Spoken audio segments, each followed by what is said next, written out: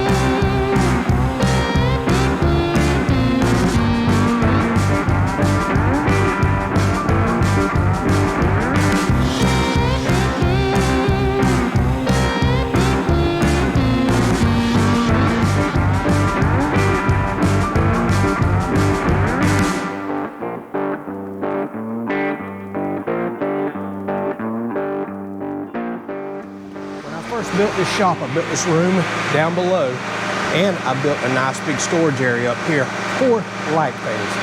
Now, the majority of what you're seeing back here in the boxes, most of those boxes are empty for warranty and whatever else. I need to toss them. And there is a few stored things up here.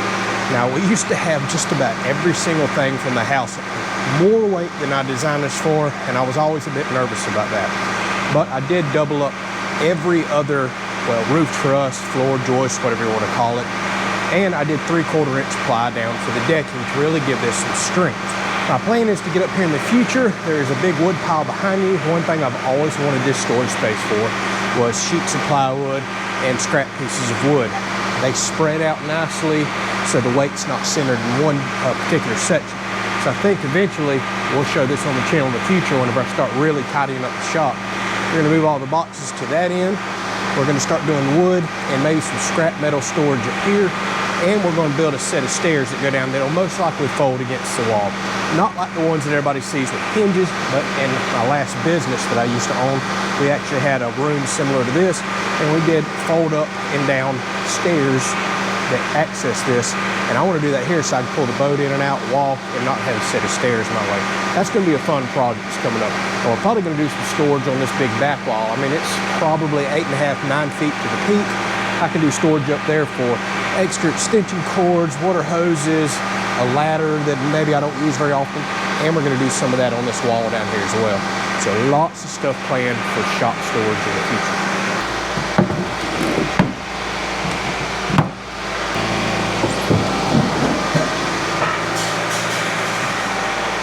Well, all right then. I've also already started organizing and putting like excess plumbing up here, excess electrical from the house. Definitely going to get better organizing this later. Right now, house is still the priority. So this is going to kind of get jumped up. Now, heavy stuff that's weatherproof, like say hardy siding, that don't need to be up here. That's way too much weight, and that can go underneath the barn outside. I don't really have to worry about it.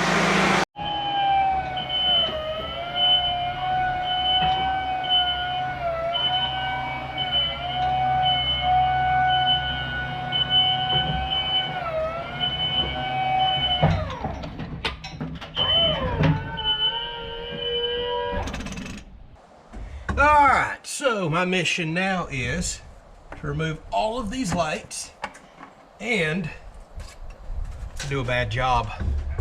A job I don't want to do. Have to find every wasp's nest and get them off of it if they're on it, and if there's a bunch of inactive ones, which I do see, I gotta pull them all down. Obviously I don't want those in the way when it comes time to paint. So this could get interesting. Yeah. Now I'm sure some people didn't catch or are wondering why on earth am I unwiring all this stuff. By the way, breakers and all are off, we're good to go. We had to put this stuff in to pass our final electrical inspection.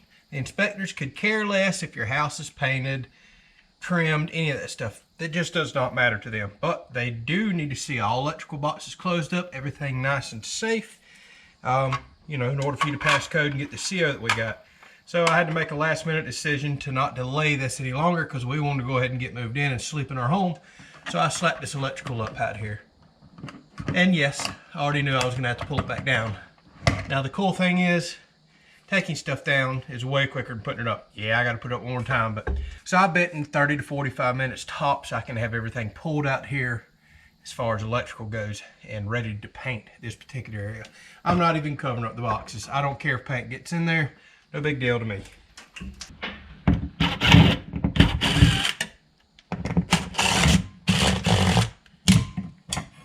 Awesome. Awesome job, break it.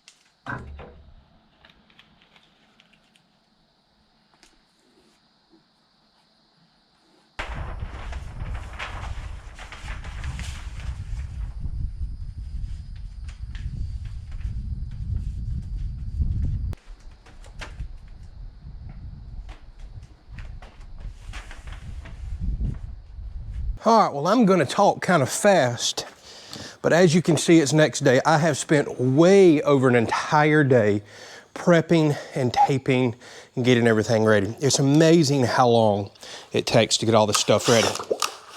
Now, I got up really early this morning and finished the last of the prepping. The wind got so bad yesterday, I couldn't finish, even though I worked late into the afternoon. And been up all this morning, no wind, no nothing, been perfect. Now that I'm mixing paint, getting ready to spray, the wind is starting to pick up. And I think it's gonna get really bad like it did yesterday. If it gets as bad as it did yesterday afternoon, I'll just have to stop. I mean, it was like 20 to 30 mile an hour, crazy, blowing stuff down. Oh, always something. And they just upped the rain chance to 50% tomorrow. Now I'm really feeling the pressure. So, what we'll probably do, since I don't have a whole lot of time to record, I got to beat Mother Nature today. We'll do a little bit of recording in slow-mo, and then we're just gonna have to do another time lapse and kick it in gear. I've got an older bucket of paint here with about 4 gallons in it and a brand new bucket. And what I'm probably gonna do, just to be safe, is mix a few of them back and forth together for a minute. Always best to do that because even though the color's supposed to match, I don't mean it's going to.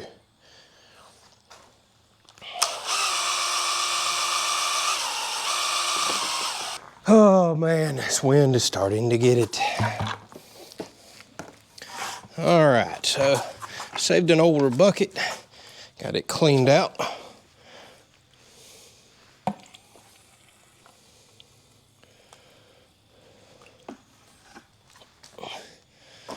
We'll do it with half of that one and half of this one.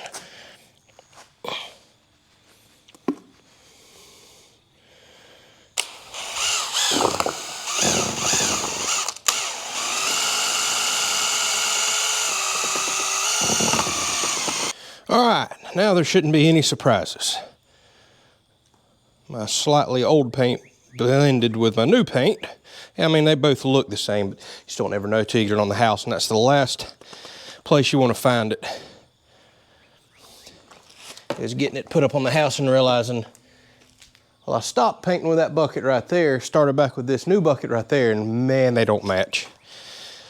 That's a scary thought.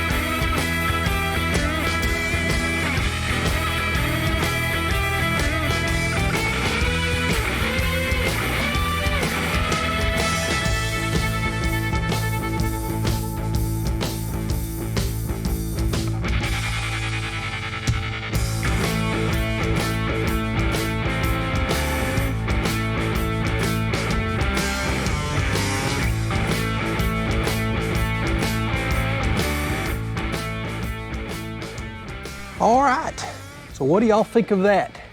The yellow has vanished. We have a gray house. This side is mostly dry. I still see a few damp, blotchy spots, but holy moly, what a difference. It's actually a much darker gray in the shadows up here. And here is the side. I went ahead and got the soffits as well. This side looks really kind of, I hate to say bland and dark, but I know it's because you could see none of the white windows and white doors. Whenever I tear all that off, paint the trim, everything else, it's gonna look dramatically different. But wow, the old, ugly puke yellow is gone. All right, so what do you think of this? It was a heck of a difference. Man, this is crazy. Took a day and almost a half to prepare for this. And what, hour and a half to paint it? That's just crazy. Now, no, I'm nowhere near done. The wind is picking up, starting to blow my drop cloths and all off. It's ripping up some stuff off the concrete here. I'm gonna have to figure out what I'm gonna do. My gun is starting to dry up, paint's drying on it, so I got to go break everything down and clean. I'm gonna have lunch, and then we'll start a part two. I'm gonna come back out here, and while I have some stuff taped up and put up, we're gonna have to do some shuffling around here. I'm gonna go ahead and start painting the ceiling. Just gonna start that in and work back. That way, if I run out of paint, at least I have one long section completely done, but I may have enough, I don't know. There are so many nooks and crannies and so much to paint up there. This is gonna be an absolute nightmare. And if this wind keeps staying like it is, I'm gonna be absolutely covered in paint. no doubt about it. I may have to dog this off, but then they're calling for rain tomorrow. So if I dog this off today, that means I have to wait till next week. And a lot of this protective stuff will blow off, and that means I've got to put it all back up. I just don't even want to think about that. That's a nightmare to think about. All right, well, part 2's coming. Hopefully you enjoyed this. Hopefully you're as excited as I am to get rid of that nasty, ugly yellow. I got so sick and tired of looking at it. I really did. It was one unbelievably ugly color to me. Well, I can live with this. Catch you on the next video.